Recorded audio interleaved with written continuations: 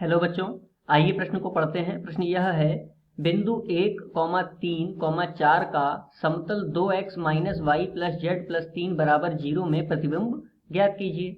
आइए सर्वप्रथम प्रश्न की मुख्य अवधारणा को जान लेते हैं। मुख्य अवधारणा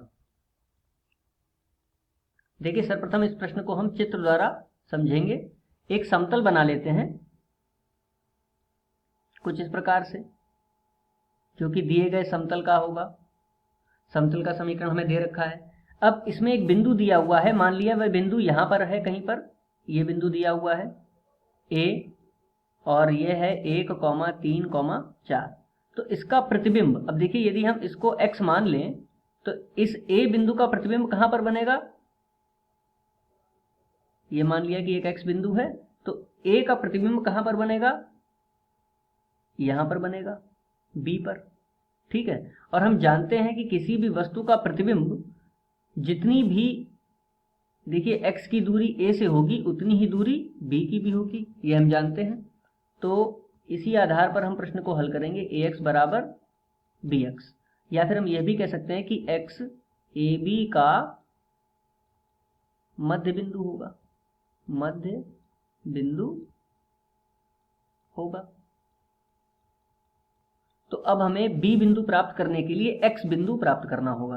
तो x बिंदु हम देखिए कैसे प्राप्त कर सकते हैं।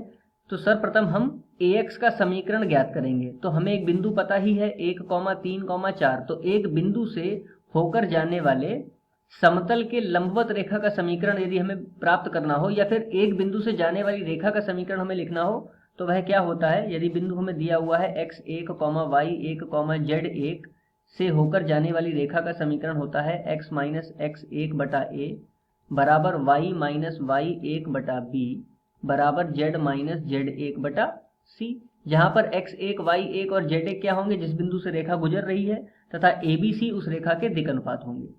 आइए इस अवधारणा के आधार पर प्रश्न को हल करते हैं। तो देखिए दिए गए प्रश्न में x1, y1, z1 कौन से बिंदु हो जाएंगे, वह तो होंगे 1, 3, 4। यहाँ से गुजर रही है ये x रेखा। अब इसके दिक् अनुपात की बात आती है, तो दिक् अनुपात इस समतल के दिक् अनुपात के बराबर होंगे, क्योंकि देखिए ये बिंदु जो होगा वो समतल के लंबवत होगा, और समतल के लंबवत अभिलंब का जो दिक् अनुपात है वह क्या हो जाएंगे, x का गुणांक, y का गुणांक और z का गुणांक, अर्थात इसके दिक् अनुपात क्या होंगे, ABC 2, -1, 1। तो हम रेखा का समीकरण लिख लेते हैं। सर्वप्रथम वह होगा x माइनस 1 बटा a का मान है 2 बराबर y माइनस y1 का मान है 3 और बटे में b का मान कितना है, -1 बराबर z माइनस 4 बटे c का मान कितना है, 1। तो इस प्रकार हमें रेखा का समीकरण प्राप्त हो गया। अब क्योंकि हमें x का बिंदु पता करना है, तो इसके लिए क्या करेंगे, इसके बराबर में एक अचर पद मान लेंगे लैम्डा।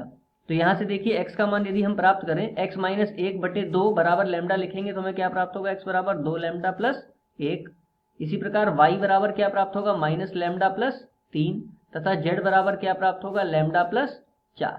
तो ये जो x, y, z ये मान हमें प्राप्त हुए हैं, ये मान लेते हैं कि x बिंदु के निर्देशांक हैं।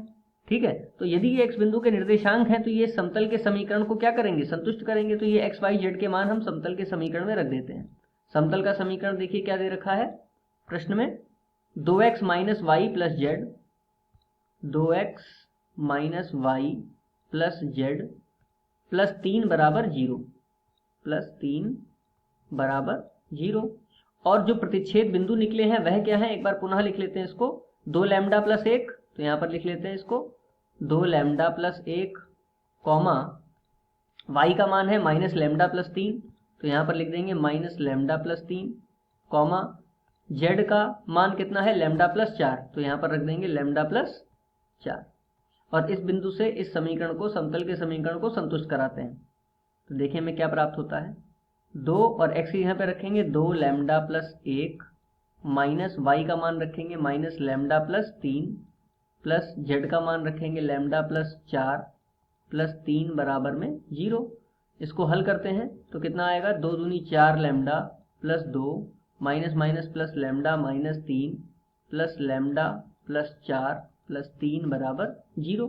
तो सब पहले सभी लैम्डा के पदों को हल कर लेते हैं। तो देखिए 4 लैम्डा प्लस 1 लैम्डा 5 लैम्डा और एक 6 लैम्डा, 2 माइनस 3 माइनस 1 प्लस 4 3 और 3 6।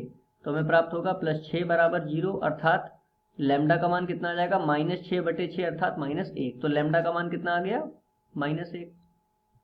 और बिंदु हमने पहले से ही पता कर रखे थे, तो बिंदु में लैम्डा का मान रख देते हैं। तो हमें देखिए क्या प्राप्त होगा, 2 लैम्डा + 1 में यदि लैम्डा का मान रखेंगे तो क्या प्राप्त होगा, -2 + 1, कॉमा यहाँ पर रखेंगे तो -, +1 + 3, कॉमा -1 + 4।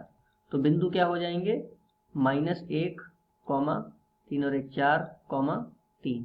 तो यह बिंदु के निर्देशांक होंगे x के, ठीक है। ये भी किसके निर्देशांक आ गए हैं, x के निर्देशांक आ गए हैं, ठीक है। अब प्रश्न में क्या दे रखा था कि x के जो भी निर्देशांक होंगे उसकी सहायता से हम b के निर्देशांक कैसे प्राप्त कर सकते हैं। प्रारंभ में ही लिखा था कि x a b का मध्य बिंदु होगा, ठीक है। तो यहाँ पर पुनः एक चित्र बना लेते हैं। देखिए x जो है वो a और b का मध्य बिंदु होगा, ठीक है, जिसमें से हमें a का मान पता है पहले से ही। a का मान क्या दे रखा था, 1 3 4। यहाँ पर a का मान रख लेते हैं 1, 3, 4। और b का हमें पता करना है तो उसको मान लेते हैं a, b, c। और x का मान हमें प्राप्त हो गया जो कि है -1, 4, 3।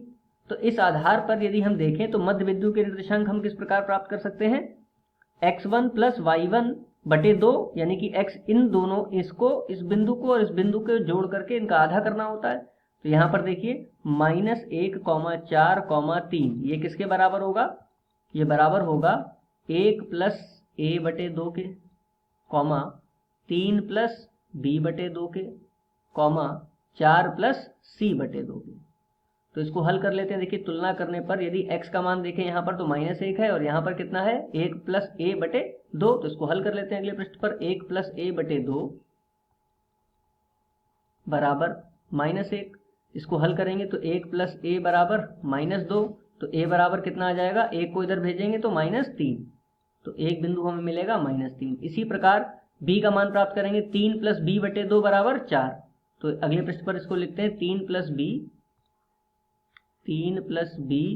b/2 बराबर 4।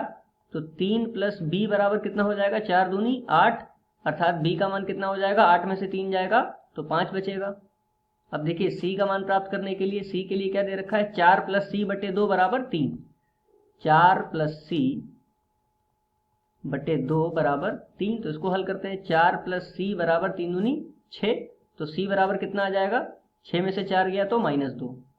तो इस प्रकार हमें बिंदु क्या प्राप्त होंगे, -2 नहीं, 6 में से 4 जाएगा तो +2, क्योंकि 6 बड़ा है। तो इस प्रकार हमें बिंदु के निर्देशांक क्या प्राप्त होंगे, b के -3, 5, 2, जो कि दिए गए बिंदु के लिए क्या होगा, प्रतिबिंब होगा। तो मुख्य अवधारणा के आधार पर हमने प्रश्न का सही उत्तर प्राप्त कर लिया है। आशा करते हैं आपको समझ में आया होगा। धन्यवाद।